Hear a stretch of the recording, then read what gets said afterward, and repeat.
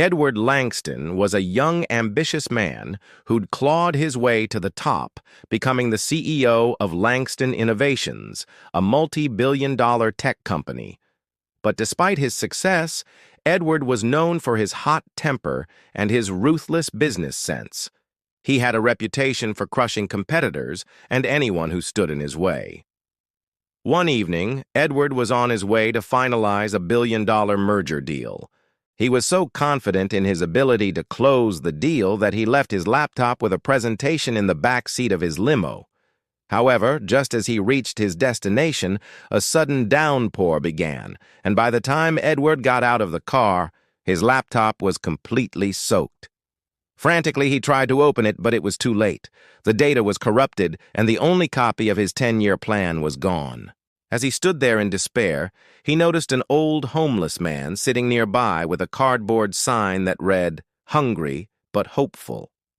In a fit of anger, Edward kicked the useless device on the sidewalk. "What good is hope when you're hungry?" snapped Edward. The old homeless man looked up. "You need some help with that?" he asked, gesturing to the laptop. "What do you know about this machine?" Edward asked, surprised by the homeless man's calm demeanor. "More than you'd think," the old man replied. He stood up slowly, revealing himself to be an old black homeless man. "I taught computer science for 20 years until schools stopped hiring folks who look like me and paychecks stopped coming." Skeptical but desperate, Edward handed over the laptop. The old man examined it briefly, then started working on it. 5 minutes later, the screen flickered back to life and the old man handed it back to Edward. "Here you go," he said. "All fixed up." Edward stared at him in disbelief. "But how?" he stammered. The old man smiled. "I used to teach bright young minds," he said wistfully. "Until—" He didn't finish the sentence, but Edward understood. Despite his brilliance, the old man's advanced age and race had made him a casualty of progress. Edward, who was both late and without a backup plan, quickly stuffed a $100 bill into the homeless man's outstretched hand. But the old man shook his head. "I don't need your money," he said. "I just need you to see people for who they are, not what they look like." And with that, he walked away.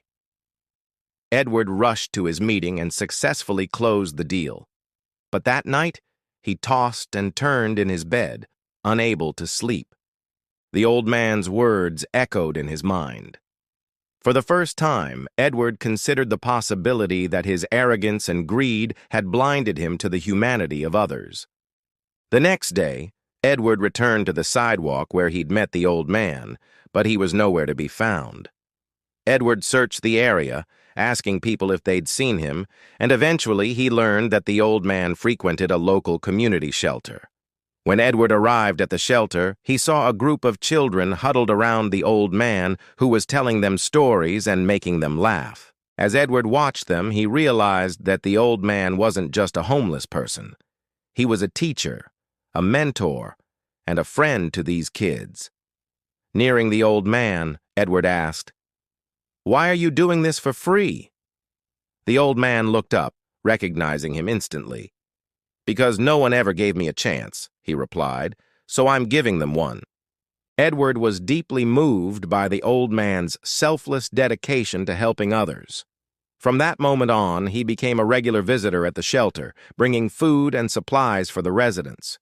He also donated money to help the old man set up a computer lab so the children could learn coding and other technical skills.